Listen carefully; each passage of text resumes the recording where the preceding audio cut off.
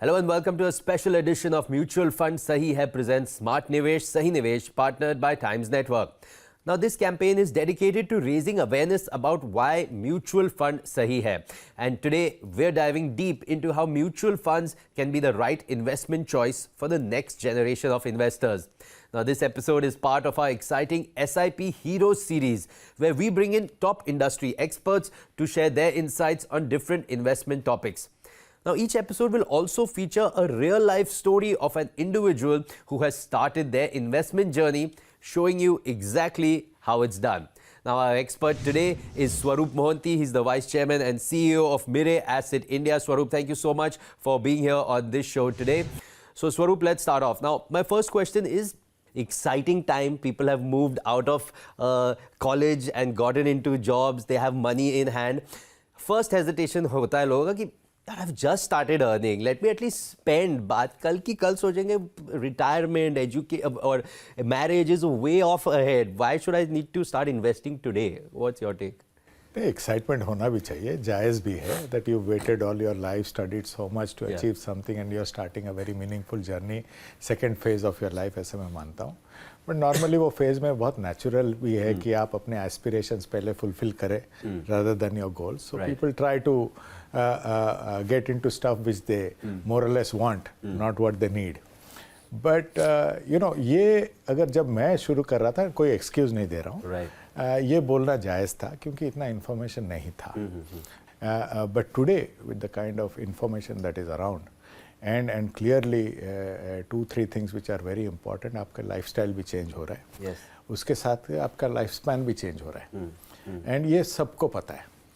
ये थोड़ा आप अगर ध्यान दें एंड निवेश वो टाइम में चालू करें तो लॉट कैन हैपन. मैं एक छोटा सा एग्जांपल देता हूँ कि अगर when I started my job, अगर महीने में 500 रुपया इन्वेस्ट करता आज के डेट में फाइनेंशियली फ्री होता. क्योंकि वो नहीं किया and I did my aspirations. Today the pressure on me to invest is very large. So someone should not be disheartened by the fact that it's a small amount that they are investing. At least start, even if it's a small amount. Two things. When you invest is when you have the money. And no money is small or big. Don't underestimate the power of 100 rupees in capital markets also. Wow, that's very important. Because Swarup, you know, one concern that they also have is that they might have short-term goals also. Want to do a foreign vacation, want to buy an expensive phone. How can they use mutual funds for those kind of things also? See, all goals are right because everybody's life is right. More important कि आप अपना नज़रिया पहचानें और आपका क्या इच्छा है लाइफ से वो पहचानें. एक बार वो आप लिख दें, म्यूचुअल फंड के तरफ से हर एक गोल के लिए प्रोडक्ट है, हर एक रिस्क कैटेगरी के लिए प्रोडक्ट है, हर एक टेन्योर के लिए प्रोडक्ट है.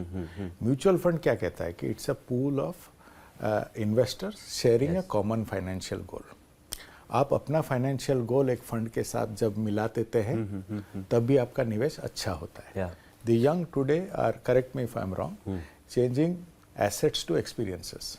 और आप जब कह रहे छुट्टी क्यों नहीं छुट्टी बनाए, मैं भुवनेश्वर से मुंबई आया to see the world and I feel my biggest investment has been my travel.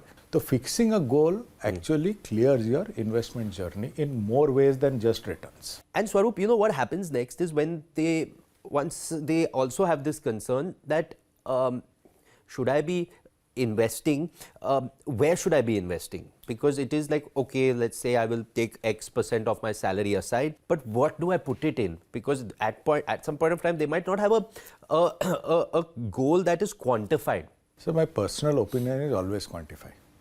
Till you don't know why, you will not know where. Otherwise, if you don't know why you're investing, it will be a meaningless investment. It will not be tangible. It will not make a meaning to your own life. So always, and that's a learning we learned after a long time of investing. Earlier we were return chasers. Fine, be return chasers. Then define a return. I want 12%, I want 15%. Sometimes when you put that, you will know that with those returns come risk. See, one fundamental thing is when we start investing, we think it's a return generating business. As we mature, we realize that it's a risk mitigating business. The closer your investment is to your risk profile, and trust me, everybody's risk profile is correct. Right. But you have to match it. Then you will know according to your risk profile what is suitable, and you learn risk profile over a period of time. Nobody is born with a risk profile, right? So there are some simple virtues of investing, which one learns while taking that journey. But my humble request will be, always know why you are investing. Then, everything becomes simple, everything becomes a science. And it becomes clear, and I guess, I think what worries people is when they see that number, but they don't realize that if I'm 25 today and if I'm retiring at 60, I have 35 years to build that number, which I'm guessing just makes it a little easier. 35 years, you can do wonders with that much of time, right? I mean, and you just add a little bit of knowledge on the power of compounding, what I call the rule of 72. Just put that in your life. It can change your life. With 35 years, a very long time in a country like India. Is a great time to be an investor in India. And that's you can actually change your life with that kind of time on your side. But everything changes if it reduces 34, it reduces 33. Yes. The opportunity cost of not investing then starts going up. So the earlier you start is always better. The other one is, of course, nowadays, people are investing through SIPs. While SIPs is talked about a lot, the SIP top-up is not talked about much. Since you asked for an example, I'll give you my pet example. Yes. Is 35,000 rupees SIP at 10% return. Topped up at 10% every year, meaning you top it at 3,500 next year, then you top it at 10%. Yes. Actually becomes a crore in 10 years. So 35,000 a month, topped up by 10% every year, at 10% return, which is doable in an economy like India, gives you a crore in 1 year, in 10 years. Simple maths, right? Once you start getting mathematical into your investments, and then the planning and your goal achievement and whatever you need can be done. I think this top-up SIP is the most important factor that people sometimes overlook. You cannot imagine the power just 10% top-up can add to your journey. You can enhance your journey by 2-3 years very easily. Swarup, last question, just your leaving thoughts. What would you like to leave the viewers with? So I'll be very honest. I started getting into a financial plan when I reached 40. Now there are enough tools online. You can come to any website of any fund house and do your own planning. Spend some time online in finding out how much money will reach where, at what return, with what inflation. Do that maths yourself. It is your money. It's a very simple process. The simpler and mathematical you can make it, the better it will be for you.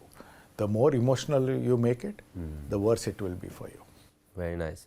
So, but keep it simple, stick to the math, it will help sort things out. Thank you so much, Swarup, for being here today and for talking to us and our viewers about this very important topic on this special episode of Mutual Funds Sahi Hai presents Smart Nivesh, Sahi Nivesh, partnered by Times Network. It's time for a short break, but on the other side, we're going to meet a special individual who has actually started off on this journey of securing their financial future. So don't go anywhere. We'll be right back after this break.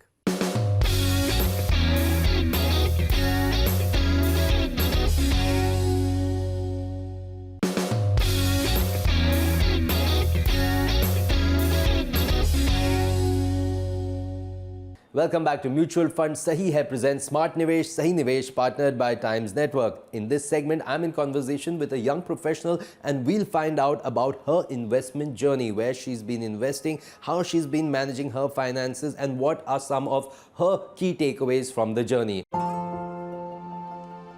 Hi, my name is Nirmal. I am 29 years old. And I've been investing in mutual funds for the last 8 years. This was the first time I moved away from home. I was in Chennai. So yeah, I did get pocket money from my parents. I would spend very less money, and I think the same continued after I started working as well.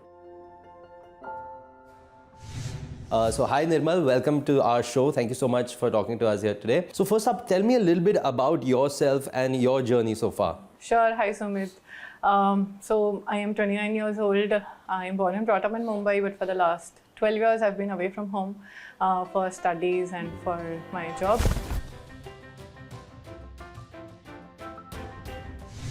I did my bachelor's in mechanical engineering.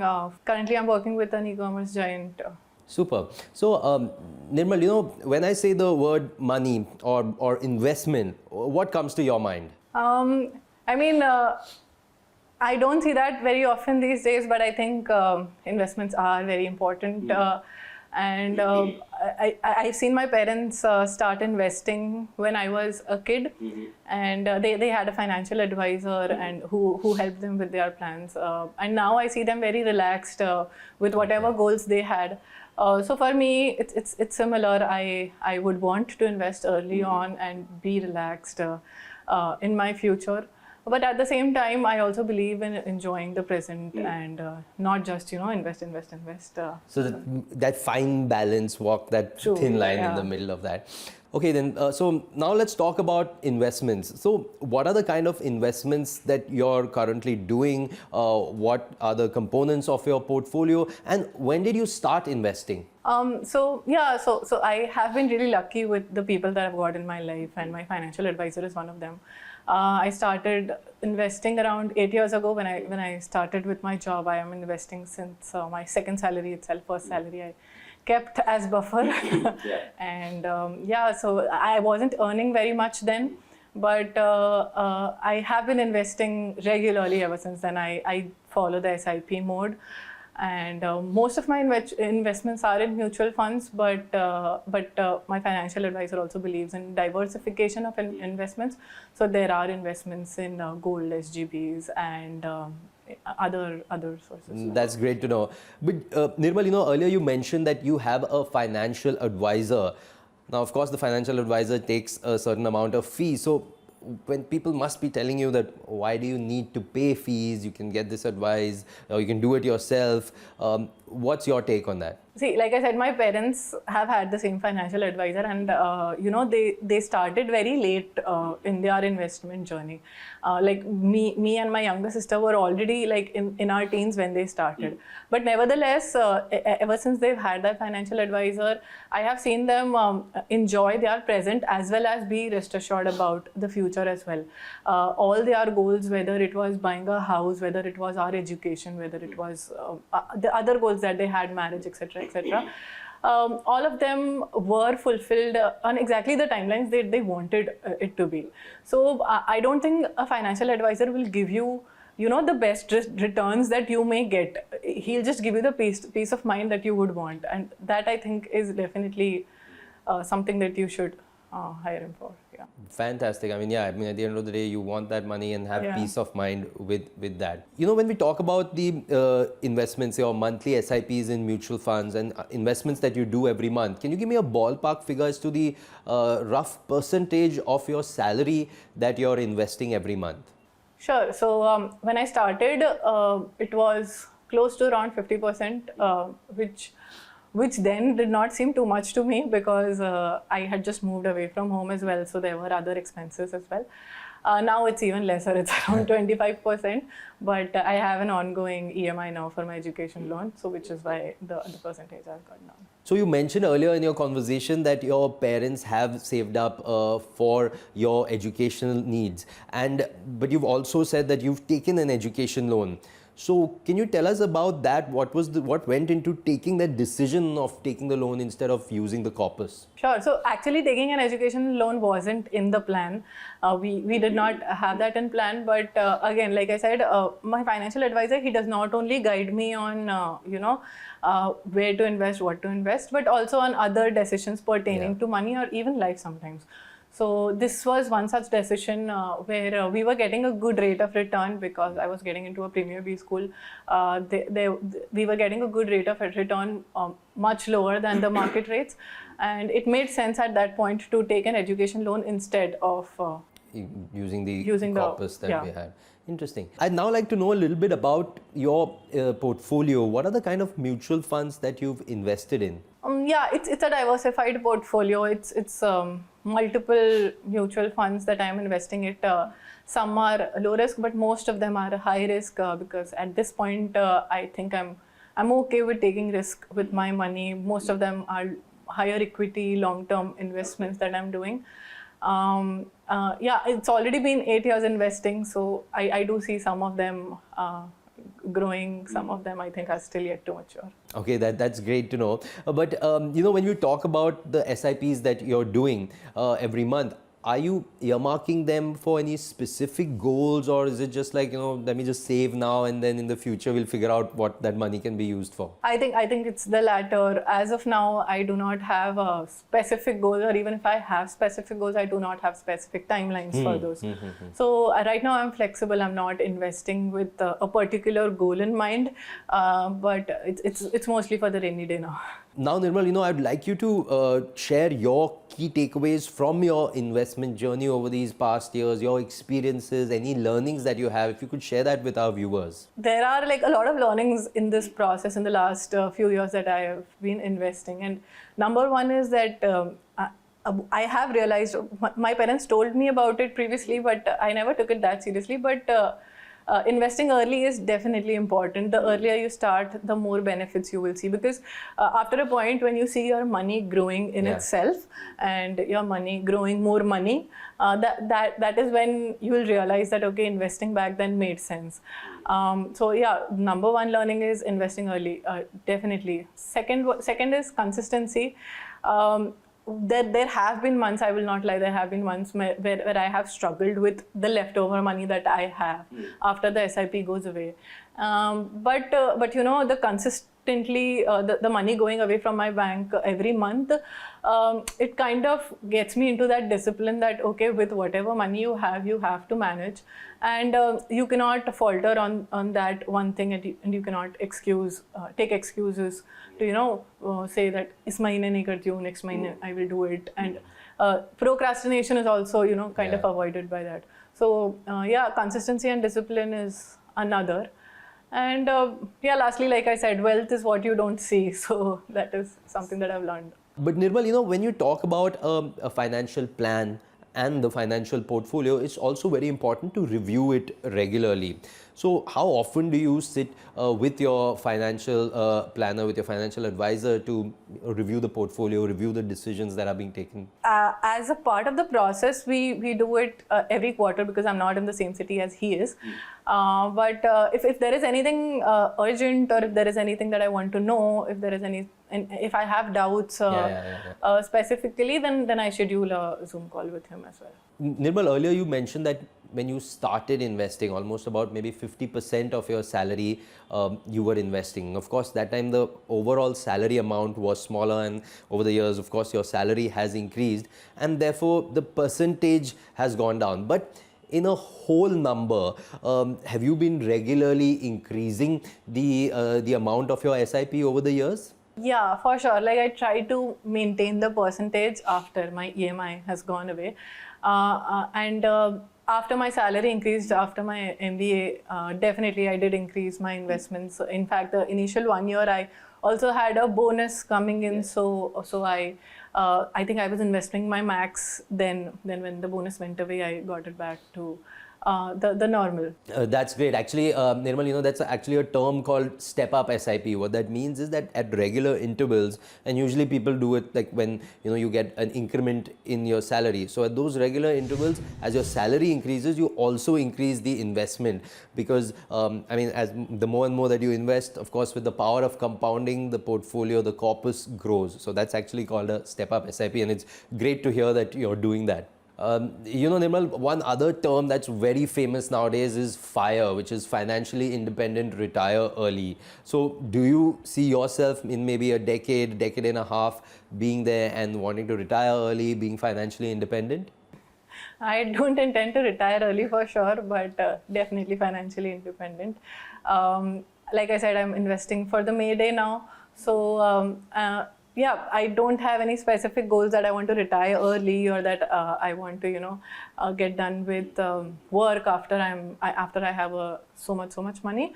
But my only aim is that once I do have my goals in place, or once I do not have the flexibility on those goals, I think I have the money available with me to take care of the goals. Super. Nirmal, thank you so much. It was an absolute pleasure talking to you and hearing your story. Ladies and gentlemen, that's all on this very special episode of Mutual Funds Sahi Hai presents Smart Nivesh, Sahi Nivesh, partnered by Times Network. I hope you're taking back some very important key takeaways from the episode today. Thank you so much for watching.